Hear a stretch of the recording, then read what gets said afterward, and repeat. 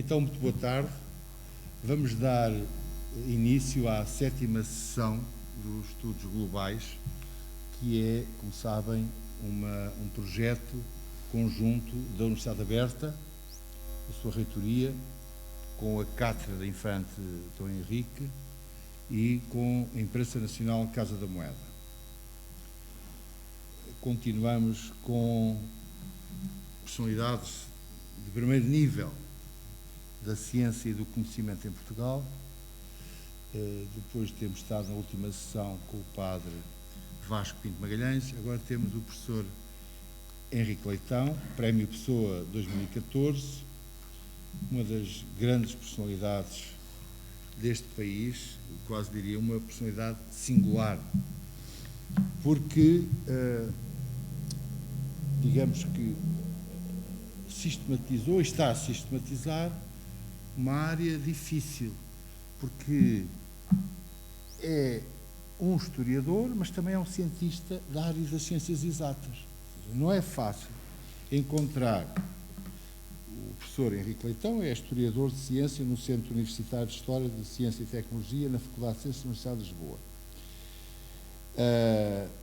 Biógrafo de figuras científicas históricas, mas o que é interessante é que ele está a reformular a maneira de olhar o passado científico de Portugal,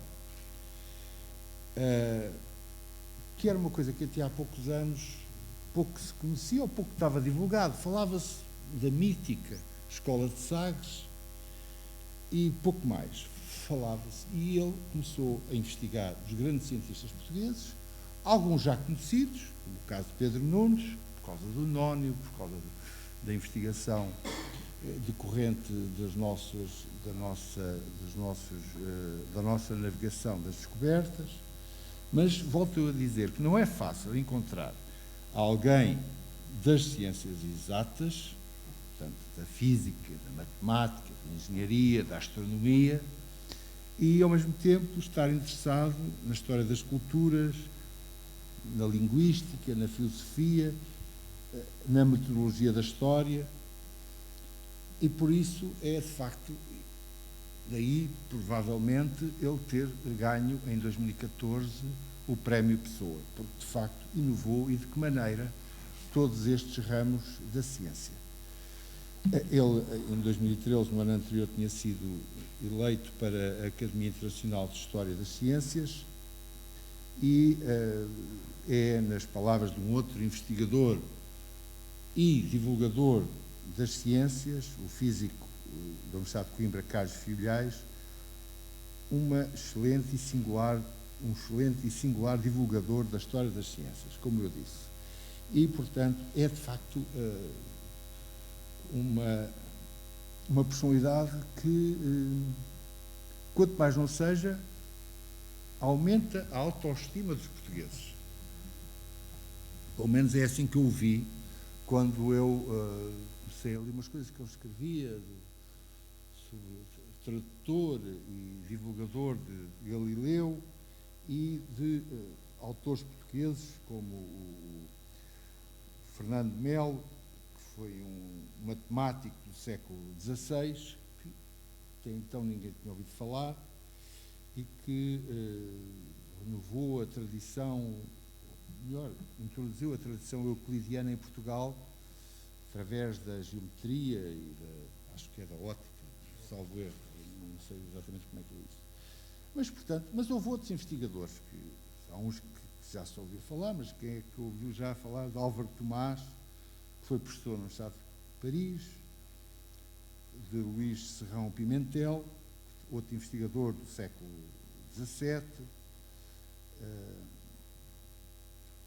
Houve outros que nós conhecíamos, por exemplo, que ele não se referiu, mas que, o caso de Pedro Santarém, na área dos seguros, ou do Abade Correia da Serra, cofundador da Academia das Ciências, um grande botânico, filósofo e amigo dos Founding Fathers norte-americanos.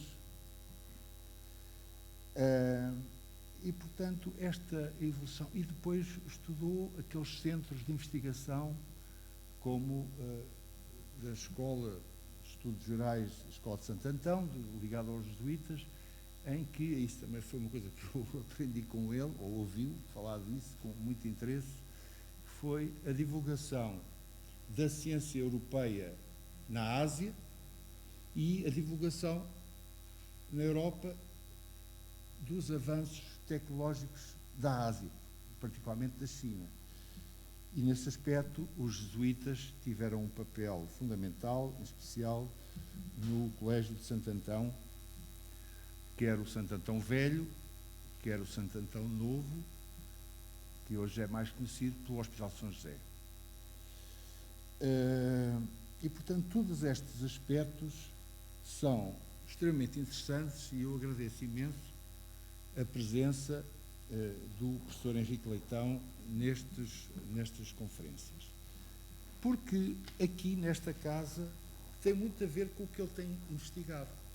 Porque a impressão régia foi criada no século XVIII, vai fazer 250 anos no próximo ano, exatamente para poder fornecer às elites que se precisavam de ser instruídas e para o qual foi criado o chamado Colégio dos Nobres, que é aqui do outro lado da rua, mais tarde a Escola Politécnica, mais tarde a Faculdade de Ciências, até que houve um incêndio, a Faculdade de Ciências saiu daqui, foi para a Alameda Universitária e aqui ficou hoje um museu de ciências, coisa dos dinossauros. Mas é conhecido assim, desculpem, é conhecido, pelo menos no meio dos meus netos. Mas esta impressão régia, de facto, foi muito importante, porque era preciso, muitas edições que eram feitas normalmente em gráficas dos conventos, na Academia de História, que era dominada também pela Igreja, e até que se criou esta impressão régia, para o qual foram convidados os melhores gráficos e impressores, quer do país, quer da Europa. Alguns dos melhores da Europa, naturalmente não seriam os melhores, mas seriam grandes gráficos da Europa, como o caso de Bartolazzi ou Villeneuve.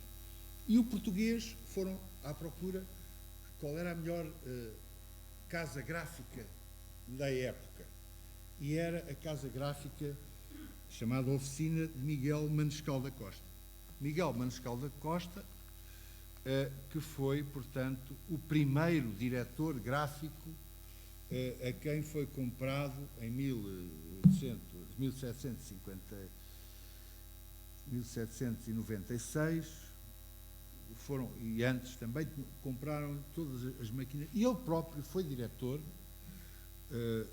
foi o primeiro diretor da impressão régia, hoje Imprensa Nacional ou Imprensa Nacional Casa da Moeda. Portanto, há aqui uma lógica, eu até estive a ver a bibliografia do professor Henrique Leitão, precisamente, esta obra, Planetário Lusitano, explicado com problemas exemplos práticos para melhor inteligência do uso de efemérides, que para os anos futuros se publicarão no Planetário Calculado e com as regras necessárias para se poder usar dele não só em Lisboa, mas em qualquer meridiano.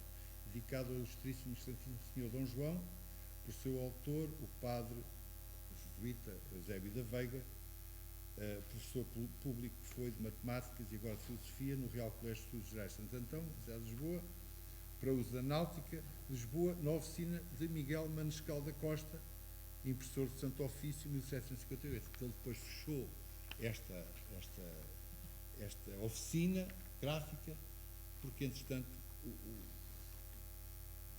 Sebastião José de Carvalho e Melo, mais tarde Condoeiras, mais tarde Marquês de Pombal, comprou todo este material para fazer a impressão régia e precisamente neste sítio onde nós estamos. Portanto, onde se deram aulas ainda no século XVIII e no século XIX, várias ciências foram aqui ensinadas de alunos que vinham ali da Escola Politécnica. Portanto, esta é uma casa também de divulgação da ciência em alto nível, porque depois, ao longo do século XIX, do século XX, foram vários os prémios que a imprensa nacional ganhou, quer nacional, quer internacionalmente. Depois, com a conjugação da Casa da Moeda, outros prémios também se ganharam e continua a ganhar prémios, a imprensa nacional, como ainda hoje à noite, no Grêmio Literário, lá estará mais uma edição da imprensa nacional, não sei qual é, deduzo qual seja, a receber um prémio dos prémios literários do Grêmio Literário. E na semana passada estive em Coimbra, precisamente também, a receber, está lá presente, um prémio da Fundação Inês de Castro, relativamente a uma obra de poesia de Rui Lage, chamada Estrada Nacional. Portanto, a coleção plural, que foi lançada pela imprensa nacional com a ideia do Dr. Duarte Azinheira, recriando uma velha coleção chamada Plural, criada por Vasco Graça Moura, mas que depois, quando foi recriada agora há 2 anos, foi recriada, mas virada exclusivamente para a poesia de autores de língua portuguesa. Não quer dizer que sejam portugueses, porque já tivemos até autores brasileiros, mas de língua portuguesa.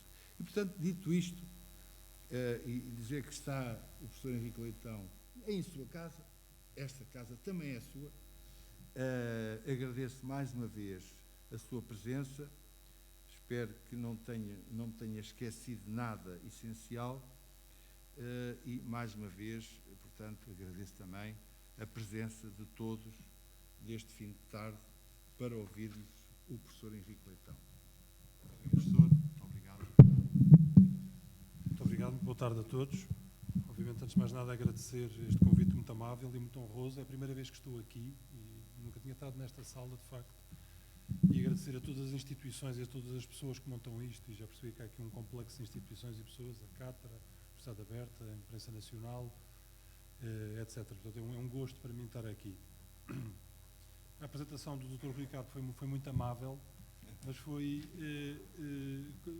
quanto mais falava, menos conferência eu tinha para fazer, porque rapidamente bateu praticamente os pontos todos de que eu vou falar. E não digo isto retoricamente.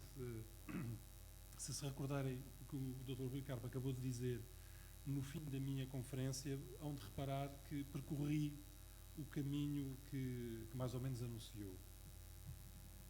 Bem, talvez começar a explicar. Está ali a palavra ciência, está a palavra globalização, que tem a ver com os estudos aqui. A ciência é sempre mais ou menos global, porque embora possa ter determinações nacionais, a prática é de sua natureza transnacional. Mas não se assustem com a palavra ciência estar ali, porque, atendendo ao âmbito da conferência, não há nada técnico aqui, a não ser que alguém, nas perguntas e respostas, queira algum esclarecimento mais técnico, eu poderei fazer, mas de resto, vamos fazer um olhar por cima, geral. E por isso também, sou o primeiro a reconhecer, um bocadinho superficial, porque é um olhar por sobre as coisas. E eu começaria talvez por explicar qual é que foi desde já há muitos anos o meu problema e que em última análise me levou a mudar de carreira, de uma carreira científica para uma carreira histórica. E o problema enuncia-se muito facilmente. Na determinação do que é modernidade, seja o que for, nós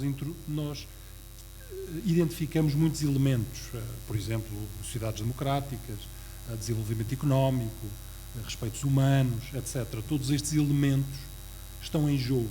Mas há um elemento que está lá sempre, e que é o aspecto técnico-científico. E, portanto, qualquer historiador usa como critério para uma reflexão sobre o que seja a modernidade, por muito complexo que isso seja, usa sempre, de alguma maneira, uma avaliação das práticas científicas. E os historiadores portugueses também o fizeram, como é natural. A dificuldade estava quando nos damos conta de que o conhecimento das atividades científicas portuguesas do passado era escassíssimo. E, portanto, havia aqui uma espécie de um dilema histórico que era o seguinte: um dos elementos, não certamente o único, mas um dos elementos que é indispensável em qualquer análise histórica, digamos, do desenvolvimento de uma sociedade ou de uma cultura, era muito mal conhecido. E isto sempre me preocupou muito.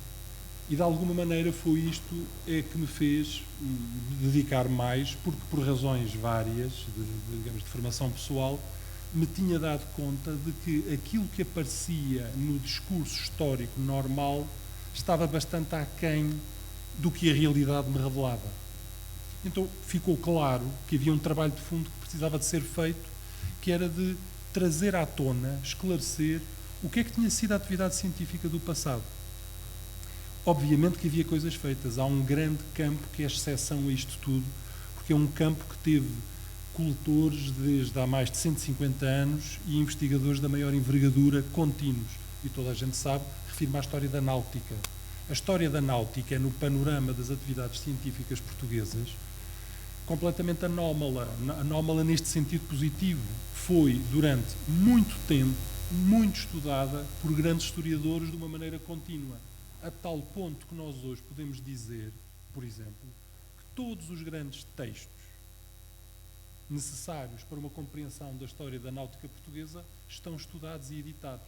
Há apenas uma ou duas pequenas exceções. Mas isto é resultado de 150 anos de trabalho contínuo. Este fenómeno não se passa para mais nenhuma outra disciplina. Não se passa certamente para a história da medicina, onde há imenso trabalho a fazer, embora tenham aparecido e esteja a ser feito trabalho muito bom. Não se passa para a história natural, para a botânica, para outras disciplinas, onde existem certamente trabalhos bons, mas não houve este trabalho continuado. No meu caso particular, eu interessei-me sobretudo pelas ciências matemáticas, não só por causa da minha formação, mas porque a matemática tem, por razões que depois podemos falar, tem um papel especial entre todas as ciências e como indicador de práticas científicas é muito importante. Ora, o que é surpreendente, e isto talvez venha como uma surpresa para os presentes, é que no que diz respeito ao século XVI e XVII, que era a área que mais me interessava, porque é em torno desta área onde o problema da constituição de sociedades modernas se põe com maior acuidade, onde os historiadores usam a ideia de revolução científica, etc. Para os séculos XVI e XVII, o que nós sabíamos sobre a atividade matemática portuguesa era quase nada. E quando digo quase nada, digo no sentido mais grave do termo. No sentido de que as mais importantes obras matemáticas portuguesas não eram conhecidas.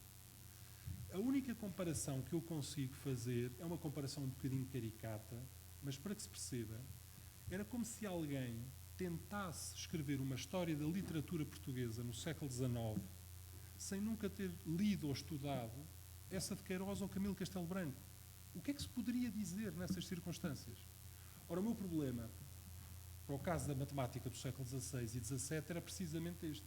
Como é que é possível fazermos uma caracterização do que foi a atividade matemática, científica, de alto nível, de portugueses, se as peças fundamentais a partir das quais se pode construir qualquer interpretação não foram ainda estudadas? E vou dizer isto de uma maneira rápida para se ver a gravidade do problema, que muitas vezes, às vezes, não se dão contas. Então, introduzo Pedro Nunes. Sobre isto não há dúvidas nenhumas, temos aquele... Isto está aqui no meio. Estavam todos muito calados, ninguém tinha protestado, depois ninguém estava a ver nada. Eu ponho aqui assim, eu chego-me aqui mais para o lado. Pedro Nunes, toda a gente sabe muito bem, sobre isto não há dúvidas nenhumas, uma figura muito importante na história portuguesa. Só para percorrer rapidamente ali é só um resumo biográfico, portanto, nasce em 1502, morre em 1578, durante uns tempos estuda em Espanha, estuda em Salamanca, depois regressa a Portugal, termina a sua formação na Universidade de Lisboa e depois fica essencialmente com uma carreira que se divide na corte como cosmógrafo, muito perto do rei, ele é muito próximo de Dom João III, e em Coimbra como professor universitário. Portanto, é uma carreira dupla, uma obra riquíssima. As obras de Pedro Nunes estavam mais ou menos referenciadas, nunca houve mistério, digamos assim, há mais de 200 ou 300 anos, quais foram os seus livros, e no meio desses está um livro, umas famosas obras, que ele publicou em 1566 em Basileia, e depois teve muitas reedições, que são o melhor trabalho científico, o mais importante trabalho científico de Pedro Nunes, e, portanto, como são o trabalho científico mais importante do maior matemático português, são um bom candidato a que se diga, são talvez a obra científica mais importante da autoria portuguesa. Esse texto nunca tinha sido estudado. Então, esta era a situação absolutamente dramática. Como é que é possível falar-se de ciência portuguesa em épocas passadas e no século XVI se o trabalho mais simples, que é um trabalho técnico, complicado, complexo, difícil, não estava ainda feito. Então, isso foi uma coisa que me ocupou e isso está terminado. A partir de 2011, mais ou menos, nós dispomos das obras de Pedro Nunes numa edição da Academia das Ciências e da Fundação Carl Gulbenkian, com uma equipa, do qual quem era o chefe máximo da equipa era o professor Dias Agudo, um matemático muito conhecido, académico, muitas pessoas o conhecem certamente, e depois havia outros colaboradores, e eu era o responsável da equipa científica. E isto foi feito. E pela primeira vez foi possível dispor, numa edição traduzida, anotada, comentada, daquilo que é um elemento absolutamente indispensável para se poder começar. Uma edição de trabalhos fundamentais de um autor qualquer, seja um autor científico, um autor literário, nunca é o fim de nada, é o começo de outras coisas, não é? E, portanto, mas reparem a data, estamos a falar de 2011. A partir de 2011 foi possível, pela primeira vez, ter estas obras disponíveis. Então, qual era a imagem que nós tínhamos de Pedro Nunes? E eu agora comento, uso a figura de Pedro Nunes para os introduzir no problema. Como o Dr. Ricardo disse muito bem, ao Pedro Nunes está associado a uma descoberta importante, que é o nónio. O nónio é isto que está ali. O nónio é uma escala. Não interessa saber o que é, mas é uma escala, é aquele aparelho ali esquisito que está ali. Foi muito importante na altura, mas suscita uma pergunta logo a todos nós. Pode uma pessoa ficar com a reputação de um matemático famoso por ter feito uma escala? Há aqui qualquer coisa analítica que não está bem clarificada.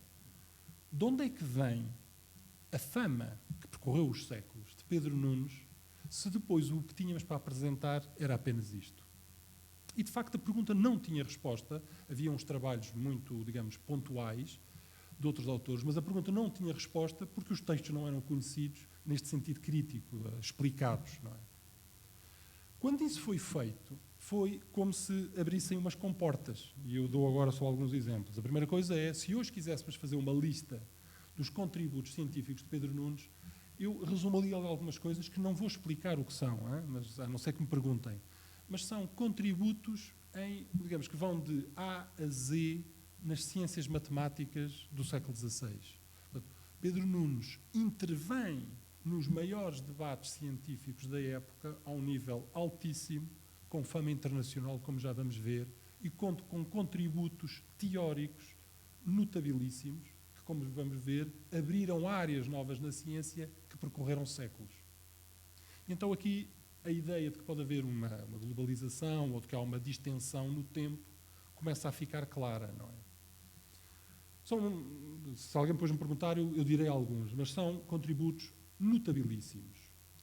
Estes contributos, que agora começam a ficar claros, começam a tornar possível perceber a fama que ele teve. A fama é um indicador interessante.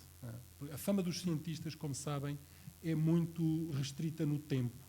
Porquê? Porque a ciência é muito rápida e, portanto, a fama é muito efêmera, a não ser que seja mantida, porque uma pessoa faz uma descoberta, mas rapidamente essa descoberta é integrada num fluxo científico que está em grande avanço e, portanto, décadas depois, já ninguém se lembra de onde é que veio aquela descoberta inicial, não é?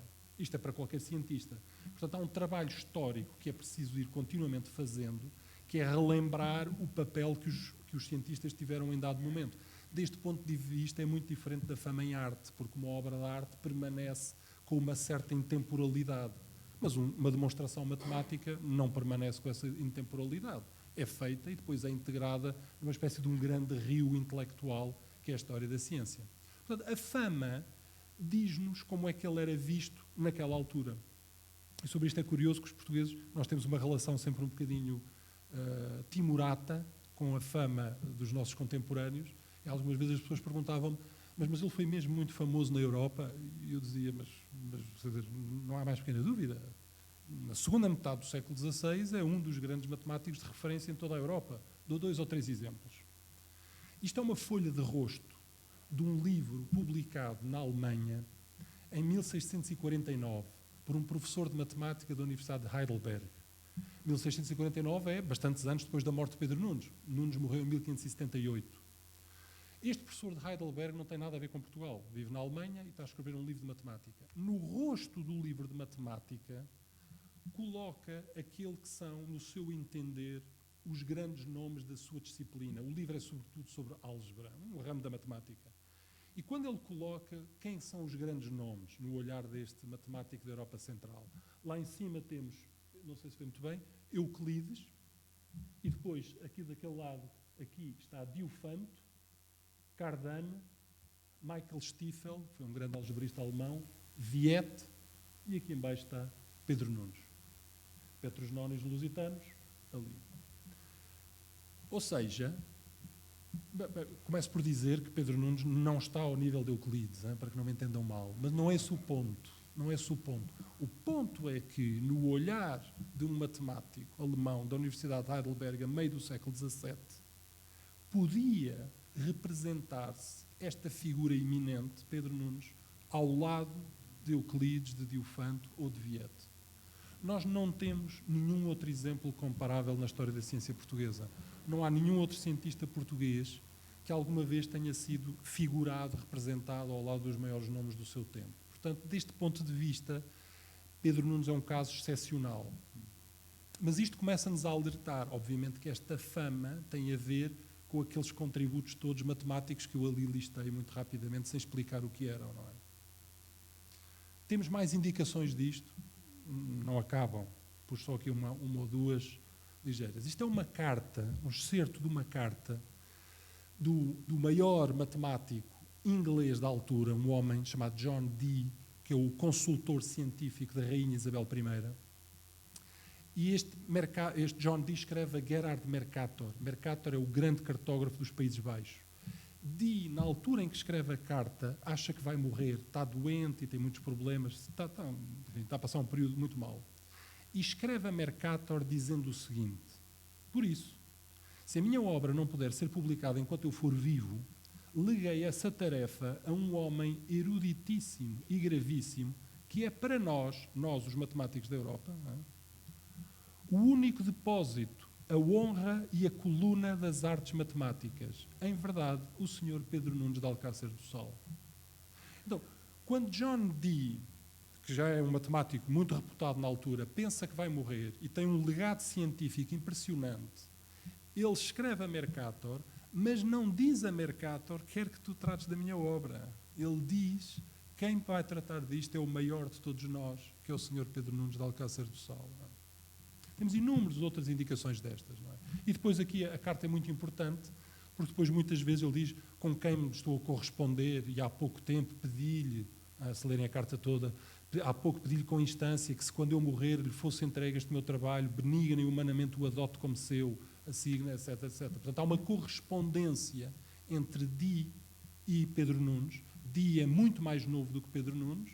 Nós sabemos hoje, mas hoje isto são resultados dos últimos 5 anos, que John Dee dedicou pelo menos 4 dos seus trabalhos a Pedro Nunes. São dedicados trabalhos que depois se perderam, que só tiveram manuscritos, mas que são, digamos, representativos desta relação de dependência intelectual que John Dee tem com ele. Atrás desta dependência intelectual há fenómenos de transmissão de conhecimentos, porque se eu tivesse mais tempo, iria mostrar como a matemática e a náutica e as ciências cosmográficas inglesas vão ser profundamente transformadas por causa desta relação entre Dee e Nunes. Vou dar aqui um exemplo só disto, e começamos a ver linhas de ligação que não suspeitávamos até há muito poucos anos, não é? Há muito mais. Outro exemplo, só. Este é um exemplo de um matemático jesuíta muito famoso, um homem chamado Cristóvão Clávio, uma geração posterior a Pedro Nunes. É provável que o tenha conhecido, nunca foi seu aluno, mas é provável que o tenha conhecido porque Clávio estudou em Coimbra no período em que Pedro Nunes era professor de matemática.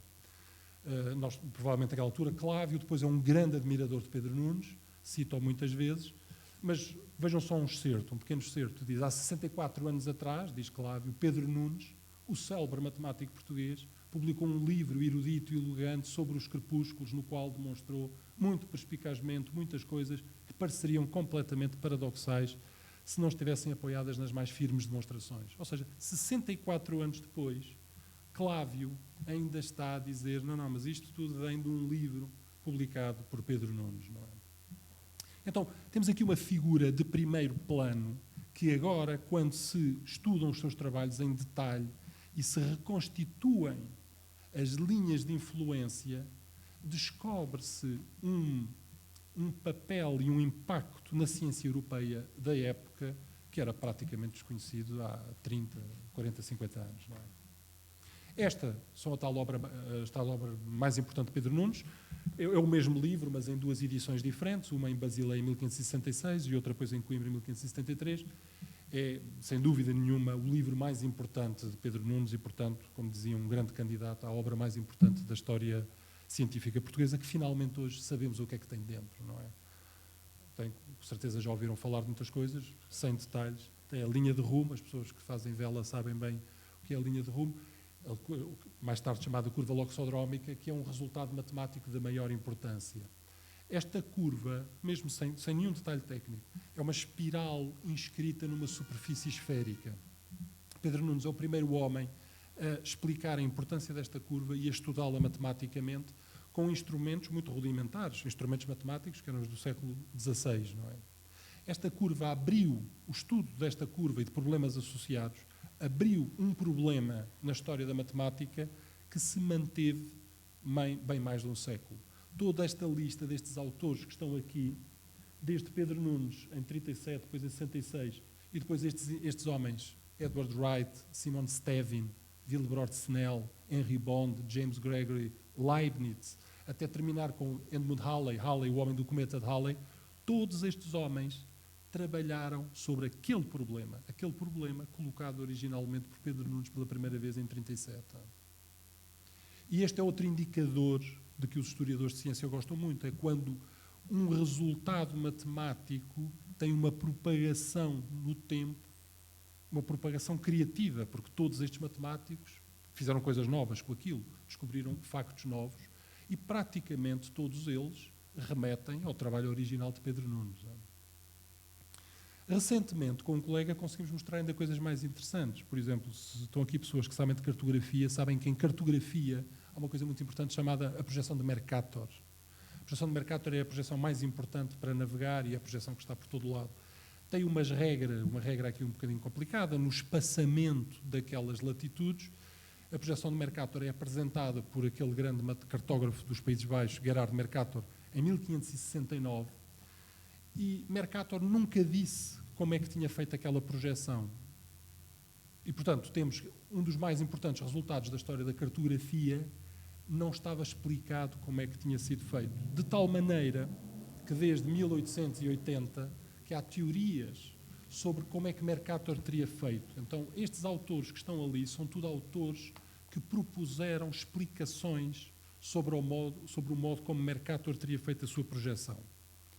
Alguns deles, por causa das propriedades da projeção, alguns deles suspeitaram que poderia ter alguma relação com as ideias de Pedro Nunes. Esta ideia já circulava, mas nunca foi possível resolver o problema finalmente. Como vem aqui, a última proposta é de 2003, não é? Recentemente, com processos que não vou agora explicar, quer numéricos, quer históricos, conseguimos, com um colega, e estão aqui os artigos, quem quiser ver, conseguimos mostrar, resolvendo o problema, que Mercator faz a sua projeção com ideias de Pedro Nunes, com uma ideia de Pedro Nunes chamada uma tabela de rumos. E isto fica hoje é um resultado da historiografia científica.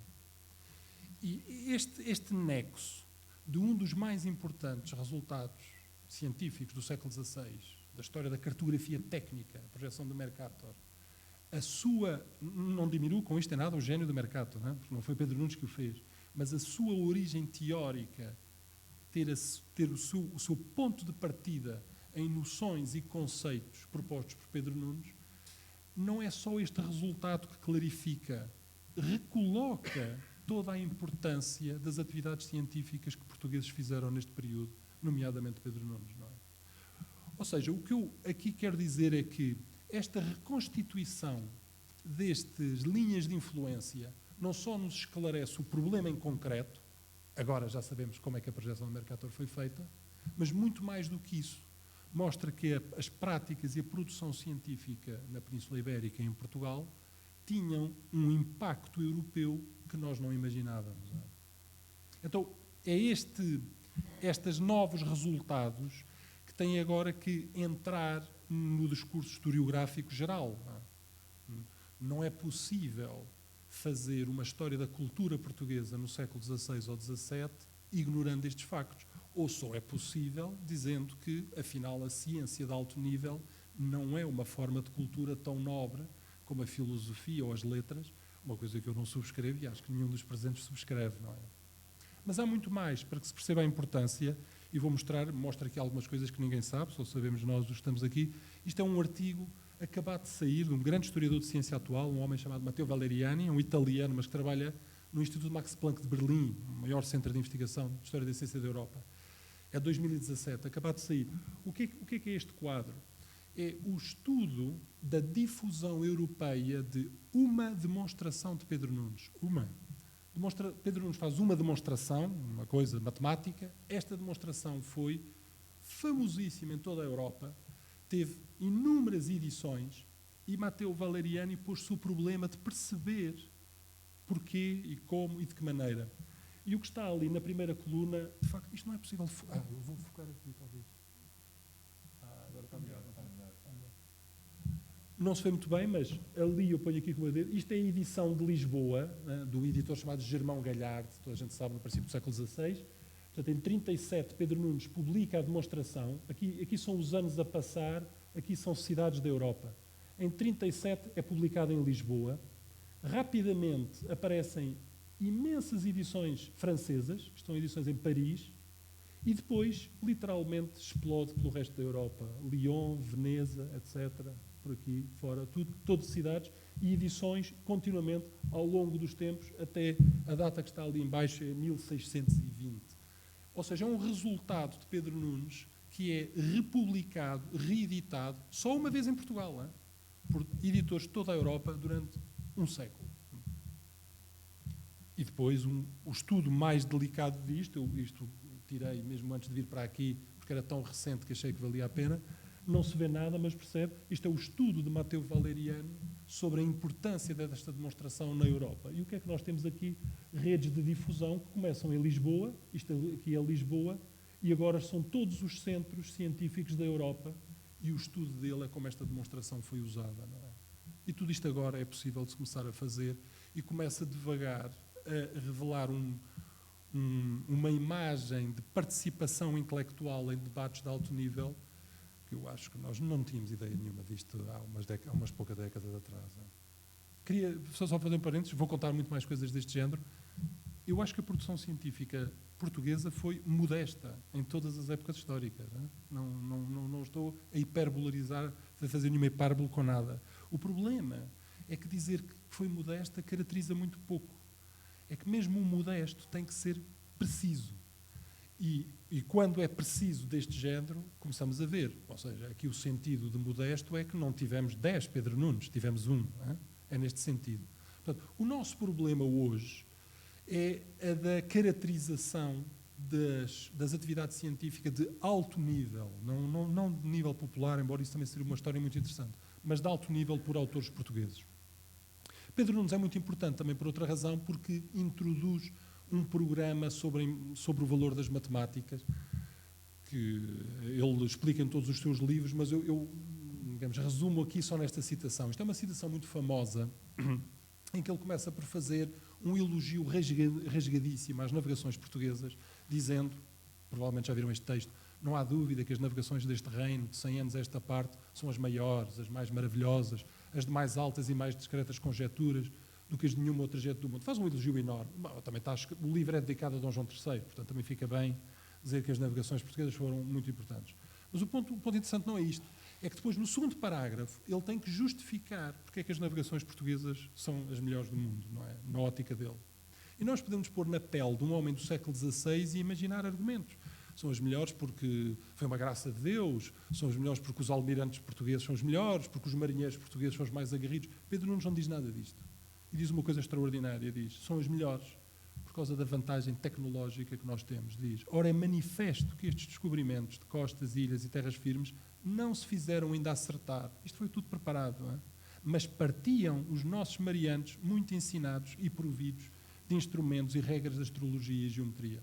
Que eu conheça, é o primeiro texto na história europeia, mas enfim, estou disposto a ser corrigido, mas até hoje nunca fui, é o primeiro texto na história europeia que relaciona a vantagem imperial, a grandeza imperial, com domínio técnico. Isto vai ser o que depois, no século XVII, um homem chamado Francis Bacon vai apresentar em Inglaterra. O grande problema de Bacon é tentar explicar que uma das coisas é que a ciência permite crescimento imperial. Obviamente, Bacon está envolvido no grande expansionismo imperial inglês. Mas isto são muitas décadas depois de Pedro Nunes. Em 1537, Pedro Nunes diz isto com todas as letras, não é? E é completamente novo. Chegados aqui, qualquer um dos presentes um pouco mais cético poderia dizer, muito bem, mas falámos de uma anomalia. Pedro Nunes, um gênio solto, um gênio não é elemento suficiente para caracterizar práticas culturais de um povo ou de uma região. Uma objeção com toda a razão. E esta objeção sempre me preocupou, porque a história científica mostra que o talento de alto nível nunca aparece de um meio de nada. Habitualmente aparece talento de grande nível quando a média local é interessante. Ou seja, era urgente perceber, sempre me pareceu a mim, quem eram os outros matemáticos à volta de Pedro Nunes. E as descobertas sucedem-se a um ritmo absolutamente estonteante. A mais recente, uma vez mais o Dr. Rui Cato, como estão a ver, estragou uma conferência toda, porque já o anunciou, Francisco de Melo. Francisco de Melo estava registado na historiografia. As obras matemáticas foram publicadas em 2014. Enfim, se esquecerem toda a conferência, o que acho que é uma coisa muito boa de se fazer depois das conferências, ou talvez eu gostava de transmitir como isto é tudo tão recente. As obras de Pedro Nunes só ficaram publicadas, terminadas em 2011. As obras de Francisco de Melo, uma personalidade eminente da matemática portuguesa e europeia do período, só ficaram publicadas em 2014. Francisco de Melo, enfim, um homem muito importante, tem um conjunto de trabalhos, como também já aqui foi dito, sobre os elementos de Euclides e sobre a ótica euclidiana e sobre Arquimedes. São trabalhos da maior importância. Estes trabalhos estavam, e este é o aspecto mais dramático, estavam referenciados desde o princípio do século XIX. Desde o princípio do século XIX, que existia uma cópia de má qualidade, mas estava lá, na Biblioteca Nacional, e que foi notada por todos estes historiadores. Portanto, de alguma maneira, também gostava de dizer isto. Da mesma maneira que nós sempre soubemos todos os livros que Pedro Nunes tinha, nós também sempre soubemos que existia um manuscrito matemático de Francisco de Melo que era preciso ser estudado. Mas como Luís de Albuquerque disse, o professor Luís de Albuquerque, grande especialista de História da Náutica, disse, há mais de 150 anos, ou seja, desde a publicação da muito citada monografia de Ribeiro dos Santos, que sabemos existir entre os manuscritos da Biblioteca Nacional um volume de comentários a Francisco de Melo, a uma obra de Euclides e um texto atribuído então a Arquimedes. E depois faz a observação, obviamente, crítica. Mas de que serve sabê-lo se continuamos a não fazer a mínima ideia do valor de tais comentários? Isto foi escrito em 1969. E esta é uma muito boa descrição do estado atual de muita ciência portuguesa do século XVI e XVII. Nós até sabemos onde as coisas estão, mas ainda não foi feito esse trabalho. Aquela cópia que estava na Biblioteca Nacional era uma cópia tardia, de má qualidade, como digo, mas a história destes trabalhos de Francisco de Melo é interessantíssima. Francisco de Melo era de nobreza, um homem muito importante socialmente, que foi pago pelo rei, na altura, Dom Manuel. Francisco de Melo é a geração anterior a Pedro Nunes, para ir estudar para Paris. E quando retornou de Paris, preparou um manuscrito muito bom que ofereceu ao rei Dom Manuel com os seus trabalhos matemáticos. Ora, evidentemente, a cópia que estava na Biblioteca Nacional não podia ser a oferta ao rei Dom Manuel. Portanto, teria que existir, algures, um manuscrito matemático que se pudesse oferecer a um rei. Ninguém sabia onde isso estava. Eu andei atrás deste manuscrito muito tempo e deixei uma vez uma nota ao pessoal da Biblioteca Nacional dizendo O original do Francisco de Melo deve estar na Suécia, por razões que depois demorava um bocadinho de tempo a explicar, deve estar na Suécia. Passaram alguns anos e um dia eu recebi um telefonema das pessoas da Biblioteca Nacional a dizer: professor Henrique Leitão, olha, recebemos agora aqui uma informação da Alemanha e eu vou-lhe ler. E a funcionária da Biblioteca Nacional começou-me a ler a descrição do manuscrito e eu disse: é o original do Melo. E em 2012, de facto, descobriu-se o original do Francisco de Melo. Isto é, uma imagem do manuscrito, está ali, descoberta numa pequena biblioteca da Alemanha, Stralsund, e eu tinha alguma razão, porque Stralsund é no Mar Báltico, é no norte da Alemanha, numa zona que durante muitos anos foi dominada pela Suécia. E, portanto, falhei, mas não por muito. Não é? Este manuscrito é absolutamente extraordinário, por muitas razões. Porque é um manuscrito, é um trabalho de matemática oferecido a um rei. Portanto, é um manuscrito em pergaminho de alta qualidade, em velino, com mão profissional, já vou dizer, por um copista profissional, iluminado, com capitulares iluminadas, com cor. Eu, na minha vida, vi já centenas ou milhares de trabalhos matemáticos do século XVI, nunca vi nada assim. Nunca vi nada assim eu e nunca vi nada assim ninguém. Na Alemanha foi notícia nos jornais, o aparecimento deste manuscrito. Aqui deste lado está uma notícia no jornal alemão, a descoberta deste manuscrito, e honra seja feita que os jornais portugueses, na altura, também fizeram notícia. O manuscrito é este, isto podem ver aqui as primeiras páginas, algumas das páginas, mostra aqui, e depois há uma coisa absolutamente sensacional, reparem aquela capitular, se há aqui alguém que tem experiência de ver textos científicos, nunca são assim, isto parece quase uma Bíblia iluminada, ou um livro de horas, ou uma coisa, mas nunca se faz matemática assim, não é? E depois tem isto, tem esta absoluta maravilha, não é? É uma absoluta maravilha este manuscrito. Estou só a falar do aspecto externo, não é?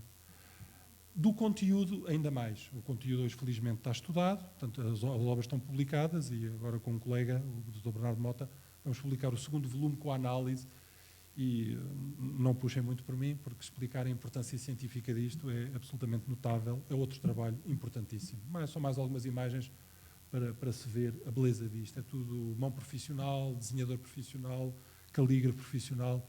É um presente a um rei. Mas gostava de fazer aqui um pequeno parênteses, não é? De repente descobrimos um Dom Manuel que paga estudos, já sabíamos, já as bolsas com que pagou a muitos portugueses fora de Portugal são bem conhecidas, mas que a quem se oferecem artefactos científicos, a quem se oferece um trabalho científico. E, portanto, isto começa a abrir horizontes de interpretação do papel das atividades culturais num reinado que às vezes, possivelmente, é descrito de maneiras um bocadinho mais comercial, como seja, não é? É claro que, tendo percebido Francisco de Melo, é impossível uma pessoa não olhar mais à volta, não é? E foi isso, obviamente, que eu e outros colegas fizemos e que o Dr. Ricardo também já disse. Porque havia outro candidato já registado, que era este homem chamado Álvaro Tomás. Álvaro Tomás é outro matemático eminentíssimo. Aqui o critério, muito simples, é o critério da fama europeia que tiveram. Todos estes homens, Nunes já demonstrei, Melo, no seu tempo, foi conhecido enquanto esteve em Paris como um dos grandes matemáticos da Universidade de Paris, e quando vem para Portugal é conhecido, aparece, por exemplo, nas obras de Gil Vicente, há umas referências, e há contemporâneos que lhe chamam o maior matemático do reino. Não é? E como ele é imediatamente anterior a Pedro Nunes, nós começamos a perceber, há uma grande figura na matemática portuguesa mesmo antes de Pedro Nunes, e depois aparece então este homem. E, portanto, andando uma geração agora para trás da de Francisco de Melo, para o princípio do século XIX, ou do século XVI, descobre-se, ou aparece-nos este homem chamado Álvaro Tomás, com um Liber de Triplici Moto, referenciadíssimo na literatura, nunca estudado. Álvaro Tomás foi uma das figuras centrais também na Universidade de Paris. E agora chamo aqui a atenção para estes pormenores que se começam a ver. Descobrimos Francisco de Melo a fazer trabalhos matemáticos em Paris, descobrimos agora Álvaro Tomás também a fazer trabalhos de matemática em Paris, e hoje é um dado perfeitamente assente em história da matemática, mas noutras atividades científicas, que Paris é um núcleo de atividade científica com muitos portugueses, que nós suspeitávamos das humanidades, dos estudos humanísticos, mas que agora descobrimos que também nos estudos científicos. Não é? Aqui, no caso de Álvaro Tomás, os nossos colegas alemães adiantaram-se e o ano passado foram publicados 2 enormes volumes com o estudo da obra de Albert Tomás. Portanto, não estamos a falar de nenhum interesse nacional, que ele não percebe. Albert Tomás, um design liberté terrible remoto. São 2 volumes, por Stefan Paul Treziok, um colega que eu conheço bem. Os volumes são enormes, são deste tamanho, são assim, são scholarship teutónica, não é? Portanto, nada fica bem resolvido com menos de 600 páginas. E, portanto, são um estudo magnífico. Mas é evidente que se nós não os estudarmos, os nossos colegas estrangeiros vão estudá-los, é óbvio, não é? E, portanto, aqui no caso de Álvaro Tomás, estou ainda perfeitamente à vontade. Eu, enfim, tenho uns trabalhos soltos sobre isto, mas quem fez o grande estudo foi o Stefan Paul e o trabalho está agora publicado e podemos agora perceber este nome. Estes nomes são indispensáveis, insisto, são indispensáveis em qualquer caracterização da atividade, já não só científica, mas cultural de Portugal, não é? Há mais, eu penso que agora já estão todos a perguntar, mas haverá ainda assim mais, alguma coisa? Então faço só aqui uma revelação, fica só aqui entre nós. Há, enfim, este é um autor a que me quero dedicar recentemente, que é provavelmente o primeiro matemático português de envergadura internacional. E é do princípio das primeiras décadas, meio do século XV, um homem chamado Rolando de Lisboa, ou como ele assinava, Rolandus Ulixbonensis. É o primeiro autor português de quem nós conhecemos uma obra matemática volumosa. Existe um manuscrito que está na Universidade de Colômbia, é o Plimpton de 173, de 166 fólios, portanto é uma obra grande, complexa, sofisticada e que nunca foi estudada, como é evidente. Mas olhemos um bocadinho para quem é esta figura, quem é este Rolando de Lisboa. O padrão começa a tornar-se surpreendentemente recorrente.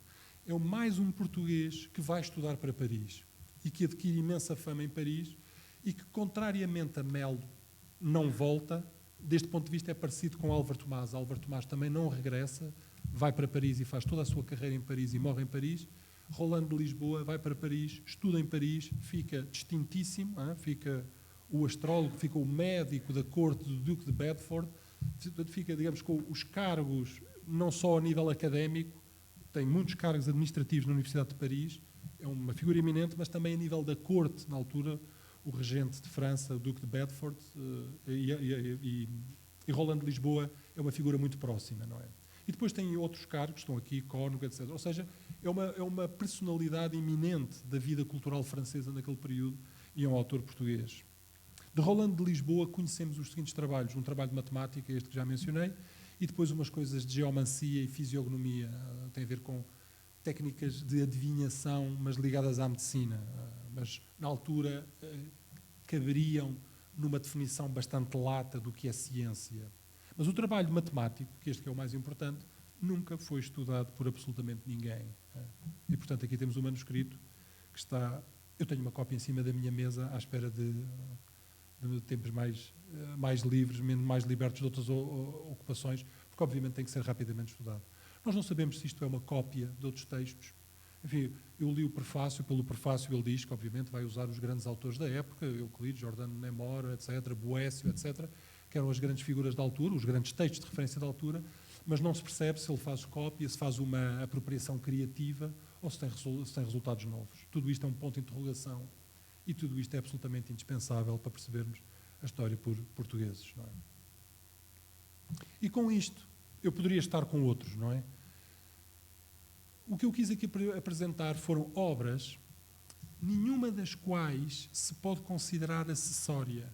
Qualquer um destes textos, quer os trabalhos de Pedro Nunes, quer as obras de Francisco de Melo, quer o livro de Álvaro Tomás, quer, suspeito, este texto de Rolando de Lisboa, qualquer um destes textos são absolutamente indispensáveis na caracterização da atividade científica por portugueses no século XVI.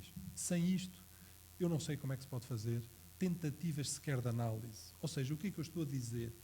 Eu estou a dizer que acho que ainda estamos um bocadinho aquém de poder tentar fazer sínteses da atividade científica portuguesa, porque, como digo, as peças fundamentais para construir o edifício analítico só estão agora a ser trazidas à luz do dia e só estão agora a ser estudadas, não é?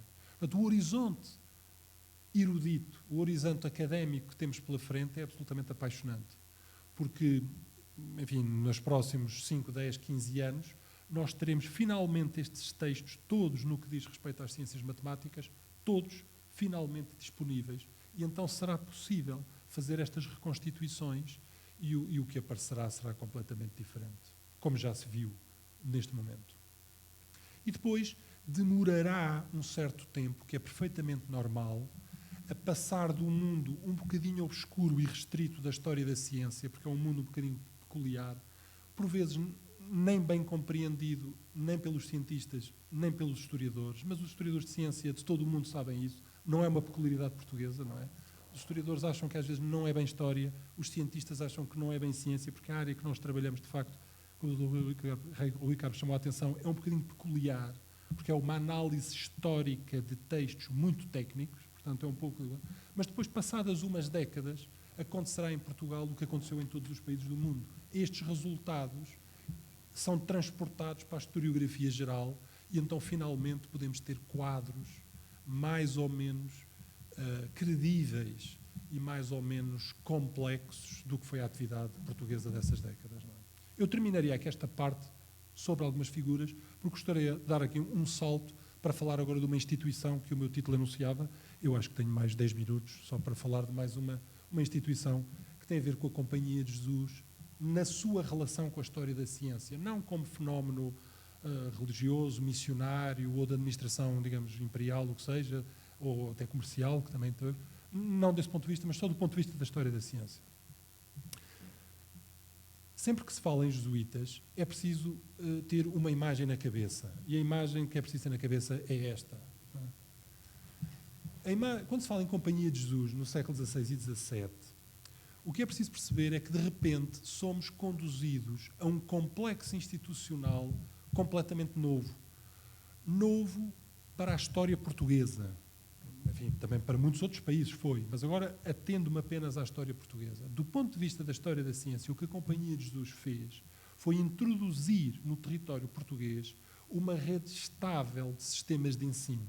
Estável e muitíssimo controlada, porque, eu agora não tenho tempo para explicar, mas todas as pessoas sabem que o funcionamento de um colégio jesuíta tem níveis de controle, tem momentos de controle a diferentes níveis, mas que vão até Roma, não é?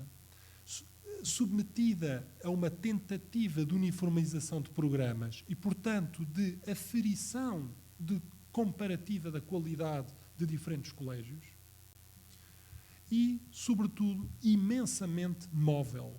Esta rede que está aqui, isto é um gráfico da rede administrativa jesuíta, esta rede tem imensa mobilidade de informação, a famosa correspondência jesuíta, de pessoas, de instrumentos, de objetos, etc. E vou dar vários exemplos.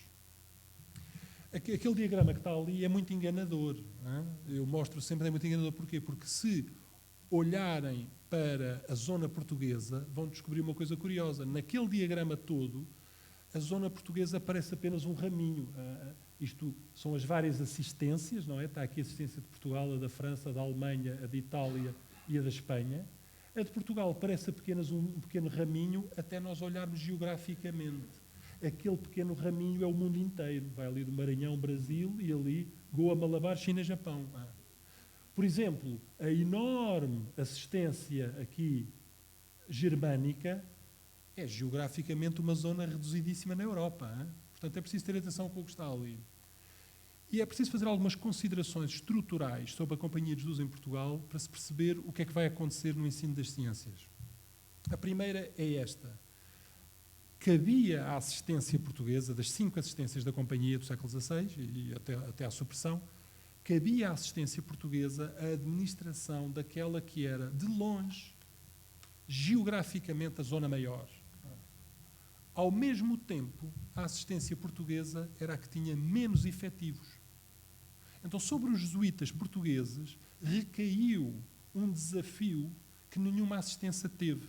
Nem mesmo a espanhola, que é que se compara mais em termos geográficos. Mas se olharem bem para o mapa, a dispersão, digamos, da assistência espanhola é, sobretudo, a América Central e do Sul e as Filipinas, não é? A dispersão geográfica portuguesa é muito maior. Só que o número de efetivos portugueses é imensamente inferior ao número de efetivos espanhóis. Então, os jesuítas portugueses vão viver sempre esmagados por este problema, um problema puramente estatístico, demográfico, de manpower. Isto teve repercussões a todos os níveis e eu, às vezes, lendo estudos jesuítas, não sei se foram todas bem apreciadas. Dou só uma delas. Por exemplo, se nós compararmos o número de jesuítas portugueses que vivem em Portugal com os que vivem de fora de Portugal, descobrimos uma coisa extraordinária. É que cerca de metade dos jesuítas portugueses não estão em Portugal. Ali temos vários anos. O número total está ali, 500, 1200, e os que vivem em Portugal são só aqueles, não é? Este problema é totalmente anómalo. Grosso modo, não respondo pela precisão dos números, mas grosso modo, os números são os seguintes. Para a Espanha, só 20 a 25% dos espanhóis é que estão fora de Espanha. Para a Itália, só cerca de 15%. Para a França, só cerca de 5%. Para a Alemanha, só 3%. Ser jesuíta em Portugal, no século XVI, XVII e XVIII, é uma experiência totalmente diferente de ser em qualquer parte do mundo. É a probabilidade de 1 para 2 de ir viver para fora de Portugal. Isto tem repercussões a todos os níveis. Não tenho agora tempo, tem repercussões muito profundas a nível da autoidentificação, não é? Do que é ser jesuíta. Tem repercussões profundíssimas a nível da formação dos membros e tem repercussões a nível da prática das atividades especializadas, já vou explicar. Basicamente, para dizer de uma maneira muito rápida, que depois teria que ser analisada em mais detalhe, todos os tipos de formação que fossem muito especializados em Portugal viveram sempre esmagados pelo problema de ter que mandar efetivos para fora do país. Isto, em grande medida, não totalmente, mas em grande medida, explica porque é que muitas vezes os colégios jesuítas em Portugal não atingiram os níveis de qualidade de colégios estrangeiros, quando estavam submetidos aos mesmos programas e aos mesmos mecanismos de avaliação. Porque, literalmente, em Portugal ocorria uma permanente sangria de efetivos. Eu penso que conhecem aqui, certeza há aqui especialistas disto, conhecem como é que um jesuíta pode ir para fora do seu país ou para as Índias, os indipetaios que pedem para ir para fora. O normal, por exemplo, para um alemão ou para um francês, é que ele escreva para Roma a dizer eu quero ir para as Índias, missionar para as Índias. E Roma diz-lhe não, fica aí onde estás. Não é? E no ano seguinte ele volta a escrever. E Roma diz-lhe não. E era normal um jesuíta estar 5, 10 anos a pedir para ir para as missões e finalmente Roma dizer, mais provavelmente por desfastio, homem, vai lá para as missões. E lá o deixavam ir, não é? Então este sistema de solicitar, haver uma avaliação muito cuidada e depois ser dada autorização é o sistema normal. Este sistema nunca foi aplicado em Portugal. Em Portugal, basicamente, dizia-se, olha, tens que ir. Não se estava à espera que as pessoas dissessem. Em Portugal, agora até um nível mais técnico, para as pessoas que sabem mais de Companhia de Jesus, desde que um rapaz que entrasse para a Companhia de Jesus nas primeiras fases de formação declarasse que, relativamente à possibilidade de ir para as Índias, para as missões, ele era o que se chama tecnicamente indiferente, o termo técnico, se ele declarasse isto, ele tinha a probabilidade de 1 para 2 de ser mandado a algum momento da sua vida, por outro lado. As repercussões disso são enormes, não tenho agora tempo, mas têm incidência nas atividades científicas, porque, como toda a gente sabe, a Companhia de Jesus, por razões várias, teve uma dedicação peculiar entre as ordens religiosas a atividades científicas. Haveria muito mais coisas a dizer, só dizer aqui uma coisa. Não estamos a falar de nada que tenha a ver só com Portugal. Não é? Uma vez mais, um grande autor, um grande historiador, o professor Mordecai Feingold, num livro publicado há relativamente pouco tempo, não é? Diz, nós ainda estamos longe de sermos completamente conscientes da enorme contributo que os professores jesuítas para a formação de uma cultura secular católica no período early modern, este problema que nós temos, século XVI, XVII, não é?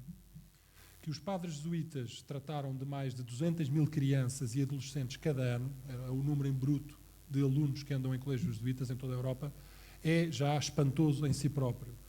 Mas ainda mais espantoso, nota agora Feingold, mas também devíamos recordar que os jesuítas produziram, ou seja, são alunos de escolas jesuítas, Torricelli, Descartes, Mersenne, Fontenelle, Laplace, Volta, Diderot, Helvétius, Condorcet, Turgot, Voltaire, Vico, Muratori, só para mencionar alguns não jesuítas. Não é? Então aqui a pergunta que se colocaria é, Este fenómeno bem identificado na Europa verifica-se também para o caso português? E se sim, sim, e se não, por que não? Não é? Então é preciso fazer uma análise disto no que diz respeito às disciplinas científicas, não é? A rede jesuíta educativa é mais ou menos conhecida por todos, portanto, rapidamente estabelecem aquele que é o primeiro sistema estável de ensino secundário pré-universitário, não é? Os colégios. Há aqui muitas instituições de diverso tipo, há aqui universidades. Eu, obviamente, não vou falar disto tudo, mas sabemos que em algumas delas foi dedicada alguma atenção às disciplinas científicas, sobretudo matemáticas. Como sabem, os jesuítas estão ou proibidos ou muito desaconselhados de se dedicar às disciplinas médicas, por razões várias. Portanto, as disciplinas médicas e, digamos, da história natural há menos prática jesuíta, nas disciplinas matemáticas, astronómicas, há uma história bem conhecida, não é? Em alguns colégios portugueses isso aconteceu. Aconteceu, por exemplo, no Colégio de Coimbra, temos aqui uma imagem do Colégio de Coimbra, onde há umas aulas de matemática muito interessantes e agora foram produzidos artefactos completamente inovadores. Por exemplo, estes, não sei se alguém já tinha visto isto, uns famosos azulejos de matemática do Colégio de Coimbra. São uns artefactos únicos no mundo, são azulejos com demonstrações matemáticas. São os únicos azulejos no mundo com demonstrações matemáticas, são os do Colégio Jesuíta de Coimbra. Enfim, a Scientific American fez um artigo sobre isto no blog, porque são absolutamente notáveis enfim, com colegas de Coimbra já estudámos isto, são coisas notáveis. Nós sabemos que isto eram auxiliares às aulas e, portanto, estariam na parede de uma sala de aula e seria uma parede enorme onde estariam todas as demonstrações dos elementos de Euclides, as que eram usadas na aula, e depois sabemos por documentos como eram usadas. O aluno era chamado a vir do seu lugar à parede, explicar a demonstração diante do azulejo, não é? Estes azulejos foram arrancados, não sabemos bem como. Eu suspeito, provavelmente, na altura da supressão por Pombal, nós sabemos que as tropas pombalinas, quando entram em Coimbra, destroem muitas coisas. No Colégio de Coimbra é muito provável que tenham tirado isto. Não tenho nenhuma prova efetiva, mas é provável porque está na lógica da ação pombalina. Como sabem, Pombal, enfim, o assunto é muito complexo, não é? Mas Pombal, uma das razões, cria uma mitificação, enfim, para os discípulos do professor José Eduardo Franco, isto não é novidade nenhuma, uma mitificação sobre a Companhia de Jesus, uma das quais é de que seria um atraso ao desenvolvimento, não é? Isto depois entrou na historiografia portuguesa até hoje, de alguma maneira, felizmente hoje, enfim, muito mais crítico, não é? Mas isto é um elemento da propaganda pombalina e, portanto, é muito provável que, como o aparecimento de material deste mostrava que, digamos, a propaganda pombalina não correspondia à verdade, havia aulas de matemática avançada, havia professores treinados, etc., que tenham sido tirados. Especulo, mas, de qualquer maneira, não existem, mas são absolutamente únicos. Azulejos, como sabem, existem desde a Babilónia e os únicos que há com demonstrações matemáticas são azulejos portugueses, de colégios jesuítas portugueses. O que está aqui por trás é a inovação pedagógica, não é? Este desejo que aconteceu sempre nos colégios jesuítas de se fazer inovação pedagógica, experimentar novas vias de ensinar, é uma característica muito, muito jesuíta. Muita coisa, não é? Isto em Coimbra, mas Coimbra nunca foi a mais importante escola de matemática dos jesuítas. A mais importante escola de matemática dos jesuítas foi, como também já foi dito, o Colégio de Santo Antão. No Colégio de Santo Antão, hoje, o Hospital de São José, Santo Antão o Novo, primeiro o antigo, mas agora depois em grande o novo, que ficou bastante prejudicado com o terremoto, mas está ali uma reconstrução de como seria, e está ali uma planta. Neste Colégio de Santo Antão sabemos que existe, desde o final do século XVI, uma aula de matemática, que está ali apontada a azul e é visitável hoje. É o Salão Nobre do Hospital de São José. Se quiserem visitar, vale a pena visitar, porque é muito interessante o que se passou ali naquela aula. Não exatamente ali, porque a sala que lá está hoje é do século XVIII. Portanto, nós sabemos que ao princípio a sala não era. Mas uma coisa já faço notar, a sala de matemática está posta logo na entrada do colégio. Isto está dito que deve ser assim, porque foi uma aula muito emblemática dos jesuítas. Os jesuítas, a Companhia de Jesus, sempre foi muito boa a projetar a sua imagem também, sempre teve muito cuidado com a sua imagem externa, e, portanto, uma das coisas que também quis projetar no seu tempo era esta imagem de grandes professores com aulas, com os assuntos mais avançados da época, e fizeram isto em Santo Antão. E isso está na aula da esfera. Por isso é que a aula, se forem lá, é toda forrada com painéis de azulejos, enfim, a aula do século XVIII, não é? Estes painéis foram colocados por volta de 1720, 1740, todos painéis de azulejos com motivos científicos e matemáticos, enfim, bonitos, mas são demonstrações, são figuras, são instrumentos, são uso de telescópios, etc. Aqui coisas na navegação, etc, etc, etc. Bom. O que eu gostava que se visse, e isto agora entra com a ideia de globalização, que é quase, digamos, intrínseca quando se fala de jesuítas, esta estrutura, gostava que observassem o seguinte: se nós puséssemos uma lista dos professores de matemática do Colégio de Santo Antão, desta aula de matemática, esta aula de matemática tem alunos internos, os alunos do colégio, e alunos externos. Portanto, a aula serve a sociedade de Lisboa. Isto foi determinado pelo rei. Portanto, foi construída de raiz assim, para ser uma aula para alunos do colégio, mas também para muita gente de fora. Portanto, há muita gente que vem de fora. Essa também é outra razão pela qual está perto da entrada. Os documentos dizem a aula de matemática deve estar perto da entrada para que os externos não tenham que entrar no colégio. Não? Eles iam à aula. Não? Quem é que ia assistir a estas aulas? Os cartógrafos, pilotos, construtores de instrumentos, o pessoal técnico, os arquitetos militares, o pessoal técnico do país ia assistir a esta aula. Mas nós puséssemos uma lista, notávamos um facto absolutamente anómalo, que está ali apontado a vermelho. É que um número muito significativo, quase metade, entre 1/3 e metade dos professores são estrangeiros. Obviamente estes nomes, Grienberger, Lembo, Gall, Borri, Stafford, Fallan, Sierman, Uvans, Barton, não são nomes portugueses, são professores estrangeiros. As pessoas que sabem de história da Companhia de Jesus notam logo a anomalia. Porquê? Porque na Companhia de Jesus, naquele período, sempre foi regra que as necessidades educativas e apostólicas de uma região deviam ser respondidas por elementos dessa região, dessa província, dessa assistência. Portanto, num colégio português, os professores devem ser portugueses. Num colégio alemão, os professores são sempre alemães. Num colégio francês, os professores são sempre franceses. Mas chega a aula de matemática em Lisboa e há imensos professores estrangeiros. Então estamos diante de uma anomalia. Não há nenhum outro colégio jesuíta que tenha isto. Só há um colégio em Madrid, como sabem, o Colégio Imperial, que tem uma coisa semelhante, mas aqui ainda é mais agudo. A existência de tantos professores estrangeiros revela ao mesmo tempo um problema e a sua solução. O problema nós sabemos, porque temos muitas outras indicações, que sobretudo no século XVII nunca houve um número suficiente de professores de matemática para as necessidades. Nós sabemos, por exemplo, que a cátedra de matemática da Universidade de Coimbra esteve vacante durante várias décadas por não haver professor suficientemente capaz em Coimbra, a Universidade da Coroa, não é? Então, os jesuítas em Portugal sentem o mesmo problema. Só que, diferentemente da Coroa, têm a resposta. Porque são uma instituição muito internacional, são uma multinacional educativa, e, portanto, se se acha, e nós temos a correspondência em que isto é dito, se acha que não há um professor idóneo, como a correspondência diz, para dar as aulas de matemática em Portugal, o que é que a Companhia de Jesus faz? Vai buscar um à Alemanha, à França ou à Itália. E por isso é que temos tantos estrangeiros. Só que por razões que agora nos levavam muito longe, mas que têm sobretudo a ver com a China, e porque há um trânsito enorme de missionários a ir para a China e que passam todos por Portugal, e porque um grande número destes missionários que estão em trânsito para a China lhes é dito que têm que saber alguma matemática e astronomia, como eu penso que algumas pessoas sabem, isto fez que o Colégio de Lisboa, para o Colégio de Lisboa, fossem sempre mandados bons professores. Quer dizer, Roma nunca achou que era apenas, bom, se não há um professor português suficientemente bom, arranja-se um substituto. Não. Tem que se arranjar um substituto de qualidade. Porquê? Porque alguns dos nossos missionários que estão a ir para a China vivem durante um período em Lisboa e durante esse período têm que frequentar aulas de matemática e têm que ter bons professores.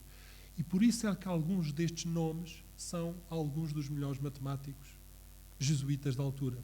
Grienberger, matemático notável dos jesuítas, é o homem que vai substituir Cristóvão Clávio como chefe dos matemáticos de Roma. Lembo, vou dizer muitas coisas sobre Lembo, Giovanni Paolo Lembo é uma personalidade conhecida em toda a história do telescópio e das primeiras décadas do século XVI e das relações entre os jesuítas e Galileu, uma pessoa importantíssima. Galo, Cristóvão Borri, é impossível descrever uma história da cosmologia europeia sem falar deste homem Borri, um italiano. E muitos outros nomes são nomes de grande qualidade. Então, esta lista é extremamente interessante por causa disto, não é? E, portanto, mostra-nos a instituição a funcionar, a circular e a trazer pessoas a isto. E quais foram os efeitos para a ciência portuguesa? Seria, à vontade, um semestre, mas como não temos um semestre, vou só dar um exemplo, não é? Vamos olhar para Giovanni Paulo Lembo. Lembo vem para Lisboa em 1614, começa a dar aulas em 1615 e dá durante 2 anos letivos, 1615-16, 16-17. Depois adoece, regressa a Nápoles, a sua terra, e 1 ano ou 2 depois morre, adoece cá, mas dá aulas durante 2 anos. Porquê é que Lembo é muito importante? Porque Lembo era um homem que conhecia pessoalmente Galileu e que tinha acompanhado as descobertas telescópicas de Galileu a par e passo, porque as pessoas que conhecem mais a história do telescópio, quando Galileu aparece a fazer observações astronómicas entre 1609 e 1612, os jesuítas do Colégio Romano começam também a fazer observações telescópicas e estes jesuítas do Colégio Romano estão em grande contacto com Galileu. As relações entre Galileu e os jesuítas são nesta fase muito boas. Depois, como sabem, vão se deteriorar e o Galileu vai ter imensos problemas com a Companhia de Jesus. Mas nesta fase são muito boas. E o grande interlocutor para os assuntos do telescópio, do ponto de vista dos jesuítas, é este homem, Giovanni Paulo Lembo. Então agora vejam os efeitos que isto vai ter. Galileu faz estas suas observações, são muitíssimo importantes, como sabem, provavelmente sabem, em 1610 publica um livro muito importante, o Sidereus Núncios, que também agora já existe uma versão portuguesa, um livro das obras mais importantes da história da ciência europeia, e que onde publica estas notícias. E o que é que diz nestas notícias? Bem, Galileu diz que a Lua tem montanhas e vales, é uma pedra, não é? Tem montanhas e vales, uma descoberta muito importante, diz outras coisas acerca do número de estrelas e, sobretudo, anuncia que Júpiter tem satélites. Aqui está uma imagem, Júpiter tem umas estrelinhas à volta e pode-se ver aqui mesmo, isto são as notas, o diário de Galileu a observar que Júpiter tem satélites. E depois aquilo ao lado é no livro, quando ele publica. É uma descoberta sensacional em astronomia, porque ninguém tinha alguma vez imaginado que em torno de um planeta pudessem circular outros planetas, não é? Isto vai ser importantíssimo para a história da astronomia, não é? Isto é tudo publicado neste livro. No ano a seguir, já não neste livro, mas noutro livro, Galileu ainda diz mais outras coisas importantes, diz que Saturno tem uma forma muito estranha, a famosa Saturno tricorpóreo, que está ali uma bola grande com 2 mais pequenas. Nós hoje sabemos que não é assim, é os anéis de Saturno visto com telescópios de pouca qualidade, como eram os de Galileu na altura, não é? Mas é uma descoberta também muito importante, mas decorem ali a imagem de Saturno tricorpóreo, que foi publicada na Europa, apresentada na Europa por volta de 1611, não é? E depois dizem de outra descoberta, as descobertas de Galileu, que Vênus tem fases, não é? O planeta Vênus tem fases como a Lua está cheio, crescente, minguante, etc. Isto é muito importante para os debates astronómicos, eu posso explicar. Estas descobertas são todas importantíssimas. Agora, estas descobertas são passadas entre Galileu, que está em contacto com os jesuítas do Colégio Romano, e os jesuítas do Colégio Romano estão em contacto com o Colégio de Lisboa. Os resultados, e este contexto institucional é a novidade que a Companhia de Jesus traz à história da ciência europeia. Uma internacionalização que nunca tinha tido. Vejam só o efeito. Descobertas que foram feitas na Europa entre 1609 e 12 aparecem contadas na China em 1614 por um português. Este texto que está aqui, uma peça fundamental, embora não pareça, uma peça fundamental da história científica portuguesa, que juntamente com um colega meu, que é um sinólogo fantástico, é um português, mas que que trabalha na Universidade de Berlim, chamado Rui Magón, já está traduzido, traduzimos este livro, é o primeiro documento que mostra em chinês, que explica aos chineses as grandes descobertas astronómicas que estão a ser feitas na Europa, mas que estão a ser feitas na Europa 3, 4 anos antes. E o veículo disto é um português e os canais são os canais da Companhia de Jesus. Então, o Tianwen-Lue, de Manuel Dias, Tianwen-Lue quer dizer Tratado de Questões sobre os Céus, e o que é que está ali em chinês, que não fui eu que traduzi, como é óbvio, foi o meu colega sinólogo, embora depois o livro fica bastante astronómico, portanto é preciso estar uma pessoa com competências técnicas, por isso é que fizemos a tradução a meias. Diz assim: Manuel Dias a falar à China. Há pouco tempo, um famoso sábio ocidental versado em astronomia e que se dedicou a observar as coisas misteriosas do Sol, da Lua e das estrelas, ciente da fraqueza dos seus olhos, construiu um instrumento maravilhoso para vir em auxílio deles. Com este instrumento, um objeto da grandeza, depois começa a contar, e depois conta tudo aquilo que eu vos disse há pouco. A Lua vê-se muito maior, Vênus aparece grande com a Lua e a sua luz aumenta e diminui, portanto Vênus tem fases.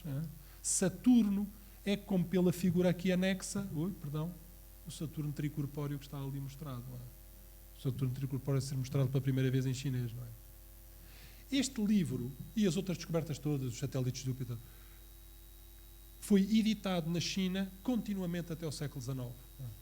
Portanto, conhecem-se hoje, aliás, a história da produção deste livro é um livro de autoria portuguesa, Manuel Dias, não há nome mais português do que este, não é? Um nome de autoria portuguesa. Este livro, a história da sua composição é notável, porque, se me dão só um minuto só para contar, Dias monta uma verdadeira operação editorial, porque escrever em chinês clássico, aquilo que está em chinês clássico, é imensamente difícil. Os jesuítas e Manuel Dias sabiam falar e escrever alguma coisa em chinês, mas não conseguiam, porque isto é trabalho para uma vida, escrever em chinês clássico. Então o que Manuel Dias faz, auxiliado pelos seus convertidos chineses, em particular um homem chamado Li Chizhao, as pessoas que sabem de missionação na China sabem que este nome é muito importante, um chinês convertido que ajuda muito, de grande nível intelectual, que ajuda muito os jesuítas. Então Li Chizhao diz-lhes: vocês têm que arranjar um conjunto de eruditos chineses que vos ajudem a pôr isto em chinês clássico. Aliás, este meu colega, que é um sinólogo muitíssimo bom, diz que o chinês é de topo, é chinês de altíssimo nível. Não é? O problema, só para dizer, o problema é de intertextualidade. Quer dizer, quando se escreve em chinês clássico, as frases todas não só têm que estar gramaticalmente e estilisticamente muito bem, mas têm que fazer permanentemente alusões aos clássicos chineses.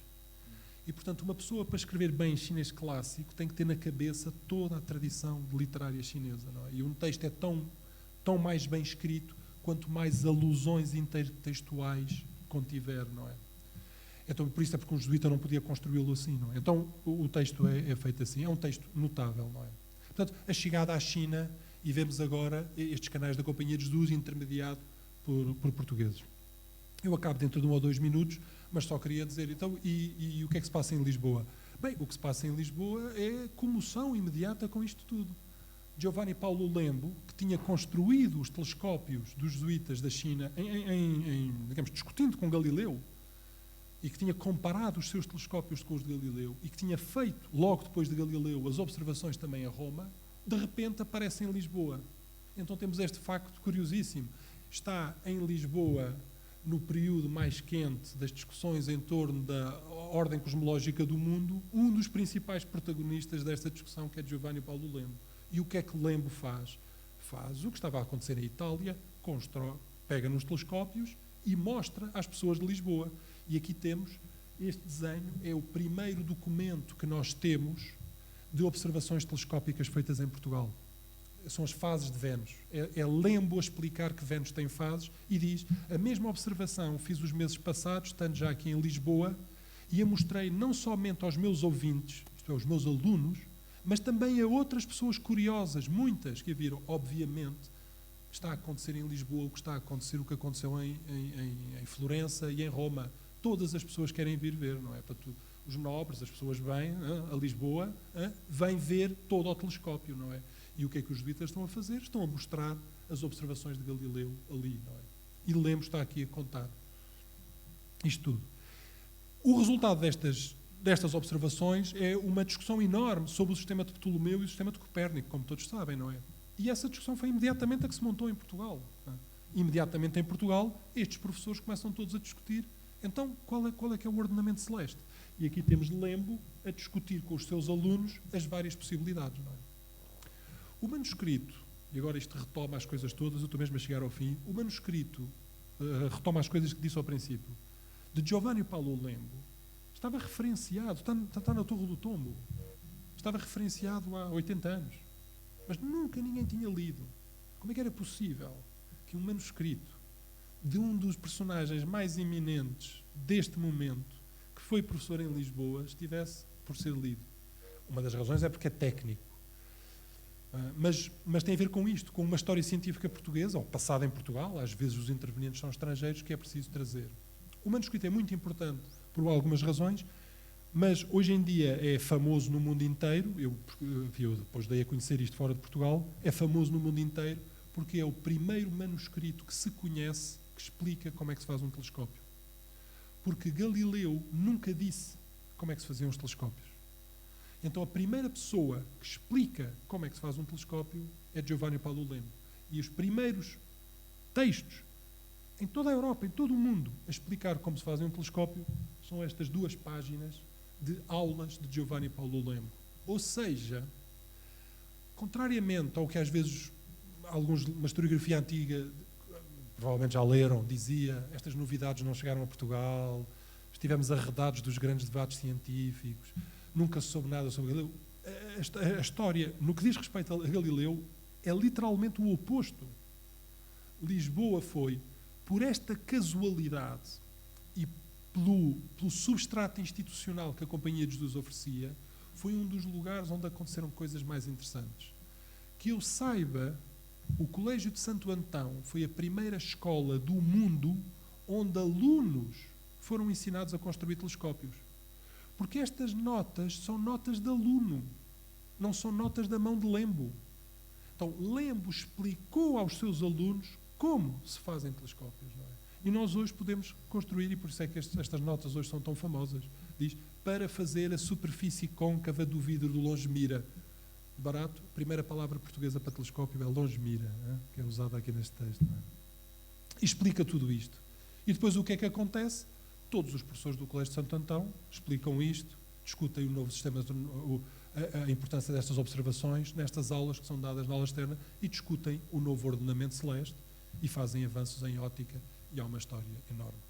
E eu tinha para ficar aqui muito mais. Muito obrigado pela vossa paciência.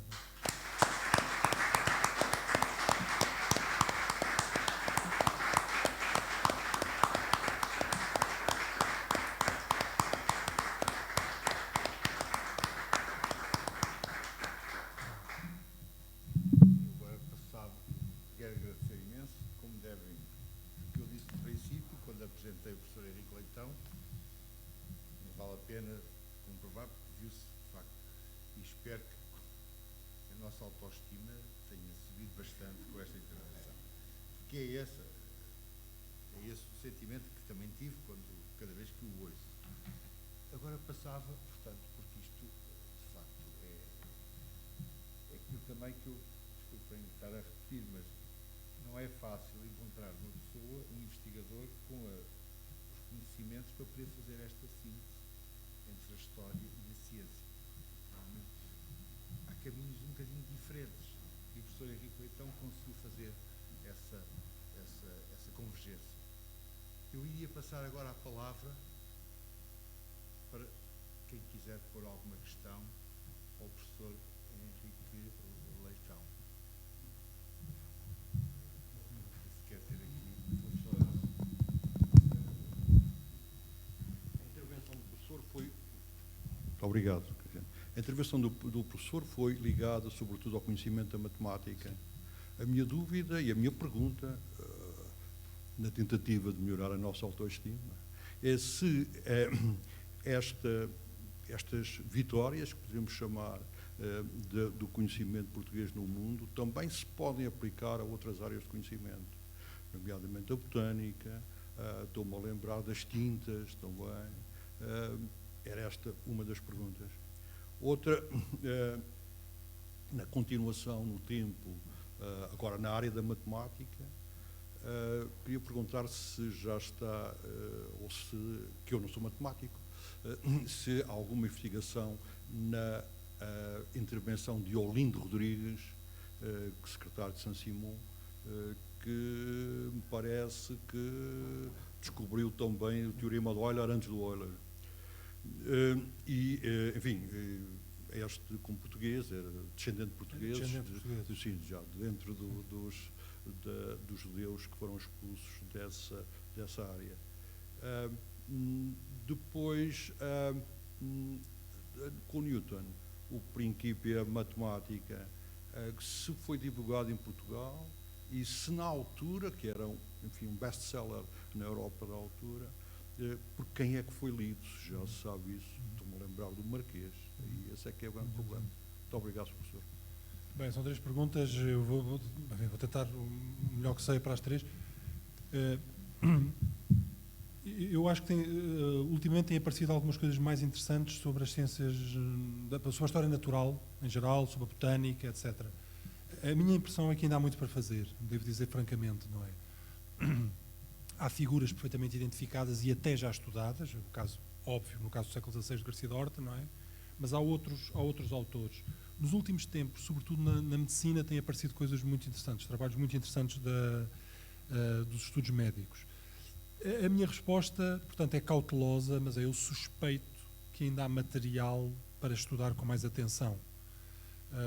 Mas não é a minha especialidade, eu nunca fui por esse lado. Tenho uma suspeita. Alguns casos são sabidos, não é? Portanto, há alguns casos sabidos de obras que precisam de ser vistas, mas acho que é um campo, sobretudo, ainda em aberto, apesar de algum bom trabalho. Eu ficaria por aqui. Depois, o Olindo Rodrigues é um caso particular, porque é descendente de portugueses, mas não tem nada a ver com Portugal. Quer dizer, ele fez toda a sua vida em França e faz toda a sua carreira em França, e é um matemático conhecido. Há uma famosa, os polinómios de Rodrigues, e uma forma de Rodrigues que é bem conhecida. Isso é bem conhecido, não é? Newton é uma pergunta muito interessante, porque aí já vem das minhas, digamos, em áreas que me interessam. Eu estou neste momento com um colaborador, investigador, a estudar esta pergunta. Já houve alguns trabalhos preparatórios, há 1 ou 2 artigos de colegas que fizeram sobre... A pergunta é esta: como é que se soube do Newton em Portugal e o que é que causou? Os traços gerais já estão identificados. Tem tudo a ver, sobretudo, com um livro publicado por um português também judeu imigrado, chamado Jacob de Castro Sarmento, que em 1733 publica um livro chamado Teórica Verdadeira das Marés. A Teórica Verdadeira das Marés, portanto, 1733, é publicada em Inglaterra com o propósito explícito de Castro Sarmento de explicar a Portugal a importância de Newton. De facto, já havia notícias de Newton em Portugal e já havia trabalhos sobre Newton em Portugal, mas este é o primeiro grande trabalho. Alguém me poderá dizer, bom, mas 733 é muito tarde para Newton, porque, enfim, os princípios de Newton são de 1687 e depois Newton publica ainda outros trabalhos importantes, por exemplo, a Ótica em 1704, etc., no princípio do século XVIII. Portanto, um livro só aparecer em 1733 pode parecer um bocadinho atrasado. Não é tão atrasado porque a difusão de Newton no continente foi muito mais lenta do que nas Ilhas Britânicas. Entre as Ilhas Britânicas e a Holanda, digamos, a adesão às ideias de Newton foi muito rápida. No continente, sobretudo em França, mas também na Alemanha, mas sobretudo em França, a adesão a Newton demorou um bocadinho mais, sobretudo porque Descartes e a cosmologia de Descartes tinham dominado muito mais, portanto houve ali uma resistência. Ou seja, o ritmo em Portugal, até à data, parece ser mais ou menos o continental. Mas eu estou totalmente de acordo que precisa de ser investigado, não é? Pormenor interessante, no prefácio da sua obra, Jacob de Castro Sarmento, que está em Londres, e é um grande patriota, portanto quer melhorar a educação em Portugal, é fellow da Royal Society em Castro Sarmento, portanto uma pessoa distintíssima, um médico muito importante. Os grandes parceiros intelectuais de Jacob de Castro Sarmento são os jesuítas. Então, Castro Sarmento, no prefácio, diz que a grande renovação científica e matemática de Portugal está a ser feita no Colégio de Santo Antão, sobretudo pelo padre Manuel de Campos. Manuel de Campos foi um professor de matemática muito importante dos jesuítas no princípio do século XVIII. Não é?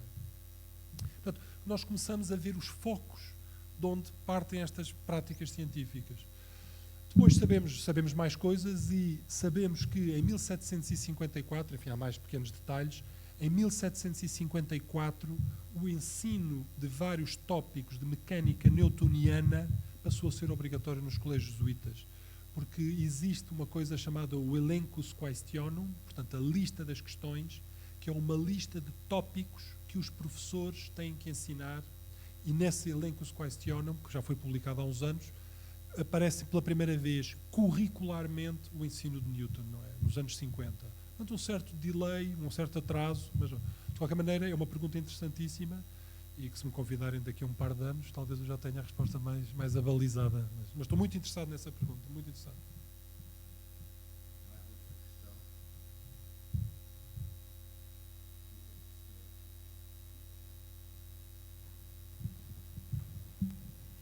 É mais uma curiosidade. Aproveito para agradecer a sua intervenção, que estava aqui muito empolgada com a Susana lá, estávamos sempre a comentar. Ainda por cima estamos a trabalhar o século XVIII, temos isso em comum, portanto recebemos a parte do mito dos jesuítas, conhecemos alguma coisa. E estava a recordar que ainda a semana passada estive a ler os estatutos da Universidade de Coimbra, os reformados, portanto, em que é natural que não apareçam todas as obras dos jesuítas, que vem na sequência da expulsão dos jesuítas. Mas é dado uma grande relevância aos estudos matemáticos e não é que eu me lembro, também estou mais na área da filosofia, portanto não tanto por aí, mas que eu me lembro, não vejo referenciado nenhum destes autores portugueses para serem lecionados na universidade. E, portanto, a minha questão é o que terá motivado também esta ausência. Todos os outros autores eu percebo que tenham tido alguma influência dos jesuítas, independentemente das razões que possam estar por trás disso, percebe-se pelo ideário político da época. Mas estes autores, que são anteriores à própria fundação da Companhia de Jesus, também são ausentes. Portanto, o que é que terá também motivado isto? Primeiro, os estatutos já são muito tarde, estamos nos anos 70, não é? Sim, sim, 72. Portanto, os autores ali já são... É todo outro mundo intelectual, não é? Pois. E então, portanto, as obras que são referenciadas e que são sugeridas já são de uma matemática que não tem nada a ver com isto que eu disse. Okay. Os estatutos são notáveis. Os estatutos, enquanto documento de programa educativo para as ciências, são absolutamente notáveis, não é? E o desejo de modernidade normativo, isto é, expresso nas leis, eu acho que é absolutamente inegável. O que eu acho, eu e muitas outras pessoas já notaram, é que não havia a possibilidade de fazer aquilo. E, portanto, nós sabemos que a história da reforma pombalina é muito diferente da normativa pombalina, não é? Porque a história, por exemplo, no departamento matemático, não é uma história que tenha corrido bem, não é? A história corre muito mal, não é? Por razões várias, mas basicamente porque os alunos chegam muito mal formados, porque, entretanto, o sistema de ensino secundário tinha praticamente desaparecido, não é? Mas, agora fazendo o exercício de abstração, que é o que a historiografia tem feito, os exercícios de abstração, isto é, olhando para os estatutos da reforma e lendo só o que lá está escrito, são interessantíssimos. E é um desejo de atualização, de modernização muito importante, não é? Eu não queria, quer dizer, que se pusesse também mais ou menos, gostaria de fazer duas ressalvas acerca do que eu disse. Uma, eu gostava de sublinhar que o ensino científico em colégios jesuítas portugueses nunca teve o nível dos melhores colégios alemães ou franceses. E as queixas contra isto são contínuas. Há contínuas queixas de pessoas a dizerem que o ensino das ciências nos colégios portugueses não é tão bom como deveria ser. O problema é o ponto de vista. É que este é um ponto de vista interno da Companhia de Jesus. É dentro da Companhia de Jesus que se acha que o ensino das ciências não é tão bom como é na Alemanha. Mas, visto de fora da Companhia de Jesus, eram de longe os melhores colégios que o país tinha. Quer dizer, portanto, os observadores externos à Companhia de Jesus, todos dizem, para estudar tem que se ir para um colégio jesuíta. E se eu fizesse uma lista dos alunos da aula da esfera, é um verdadeiro quem é quem que fez a ciência, que tenha feito a ciência e a arquitetura em Portugal naquele período. Não é? Toda a gente passou por lá. Mas mesmo assim, sublinho, nunca tiveram, portanto há queixas, nunca tiveram o nível dos colégios estrangeiros.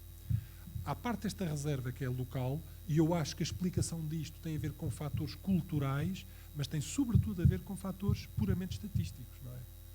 Porque a assistência portuguesa está submetida a tensões que nenhuma assistência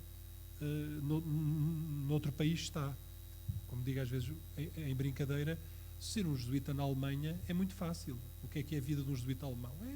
É dar aulas no colégio, umas pregações de umas igrejas. Ser jesuíta em Portugal, a probabilidade de ir para fora, quer dizer, é uma vida completamente diferente. Não é? Esta é a primeira ressalva. A segunda ressalva é que a qualidade em termos de atualização à melhor ciência na Companhia de Jesus também variou com o tempo. E neste período do século XVII, as primeiras décadas do século XVII, eles estão realmente a fazer o melhor que se pode fazer. E isto, com o tempo, não é assim. No final do século XVIII, deixa de ser assim. Mas também há uma razão para explicar isto.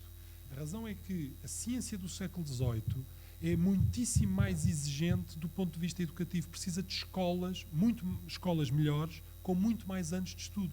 A matemática do século XVII, para aprender o básico, precisa de muito mais tempo de estudo do que da matemática do século XVI. E os colégios jesuítas são, na sua maioria, instituições pré-universitárias. São instituições secundárias. Por isso, também não é totalmente justo pedir-se a uma instituição pré-universitária que ensine Newton ao nível mais alto, não é? Vão perceber a minha... Portanto, é preciso comparar o que é comparável. Não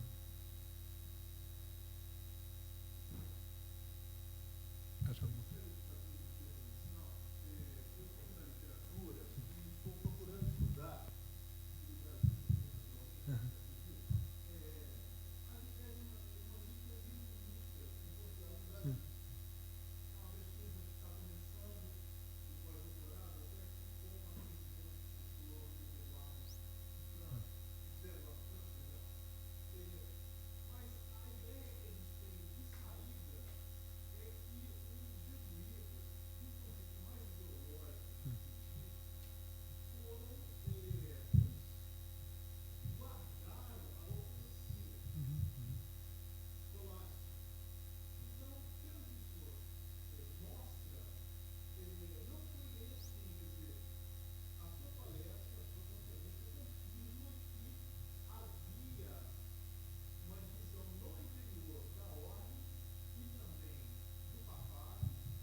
E a reação venceu. A reação teria vencido ali na altura do início do século, das primeiras décadas do século XVII, porque o Galileu parece que, num primeiro momento, teve as suas ideias confirmadas e logo depois disseram, não, isso não é possível, né? Como é que ficará a população mais simples? Então, ele foi ameaçado de morte e abjurou, né? Negou o que tinha dito. Como é que o senhor relaciona o que disse às questões ideológicas e a demissão dos humanistas? Para citar um exemplo, do Colégio das Artes, aí por volta de 55, quando os jesuítas justamente vieram substituí-los. Como é isso? Esse quadro muda, então? Pergunta muito interessante. Eu não falei de nada disto, mas este é um assunto importante. Portanto, a pergunta é completamente pertinente. É óbvio que a Companhia de Jesus opera num quadro de delimitação doutrinal. Isto, acho que não fique, sobre isto não há dúvidas para ninguém. Portanto, a Companhia de Jesus bateu-se e implantou uma determinada ortodoxia intelectual, filosófica e teológica também. Com variantes, sabemos, com mais debates do que se pensava, etc. Hoje sabemos que a realidade era mais rica, não era uma coisa monolítica, mas o que não tira o argumento, que havia uma delimitação intelectual. Nada disso afeta diretamente esta história que eu contei. Portanto, para os estudos filosóficos, eu acho que a história é outra. Eu acho que a história é bastante diferente. Agora, tem havido muita confusão sobre este ponto, porque não tem sido percebido que os próprios jesuítas dentro tiveram grandes tensões entre os matemáticos e os filósofos. E eu dou um exemplo concreto. A partir do momento em que se observa que Vênus tem fases, não é preciso, mas é uma demonstração muito simples, para quem sabe o mínimo de matemática, fica provado que o sistema de Ptolomeu está errado. Não há um único matemático jesuíta em Portugal que, tendo sabido de observações de fases de Vênus, continue a manter o sistema de Ptolomeu. Nenhum. Todos abandonam o sistema de Ptolomeu, todos. E os filósofos? Não. E se vamos aos cursos filosóficos, continua-se a ensinar como se nada fosse. E nós sabemos que internamente houve imenso debate sobre isto. E uma vez mais temos aqui um problema onde a história da ciência é particularmente crítica. Como é que eu vou avaliar este passado? O que é que tradicionalmente os historiadores da cultura fizeram? Para uma questão científica, foram olhar para os cursos filosóficos e descobriram os jesuítas ainda a ensinar sistema geocêntrico ptolomaico durante muito tempo. Mas a pergunta mais importante é, não, mas o que é que os matemáticos e jesuítas ensinavam? E aqui vemos grandes disparidades de opinião. Já há uma tensão muito grande. Sobretudo quando há questões candentes. Eu não minimizo, eu gostaria de dizer isto, eu não minimizo os mecanismos de conformação doutrinal que a Companhia teve, porque em determinados períodos foram bastante imponentes. O que quero dizer é que praticamente toda a história científica passou ao lado disso, porque exceto em muito pequenas coisas, qual é o problema doutrinal dos elementos de Euclides? Qual é o problema doutrinal que a mecânica põe? Qual é o problema doutrinal que a hidráulica põe? Estão a perceber? Não põe problema nenhum, não é? Portanto, em praticamente todos os campos, esse problema não se punha. Nos casos em que se pôs, ou assistiu-se a debates e debates intensos internos à Companhia. Sim.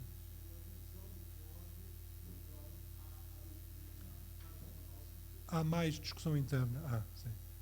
Sim.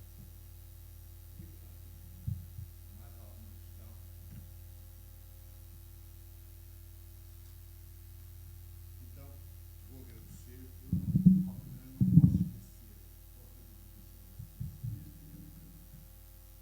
foi a publicação pela Comissão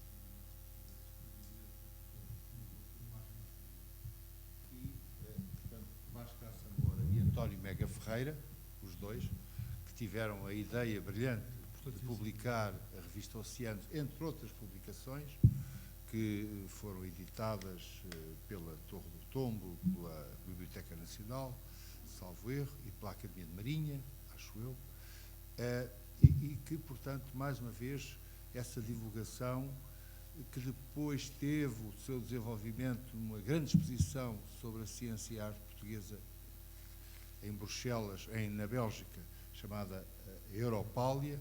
Eu acho que o professor Henrique Leitão também colaborou. Não colaborou nessa sou visitante.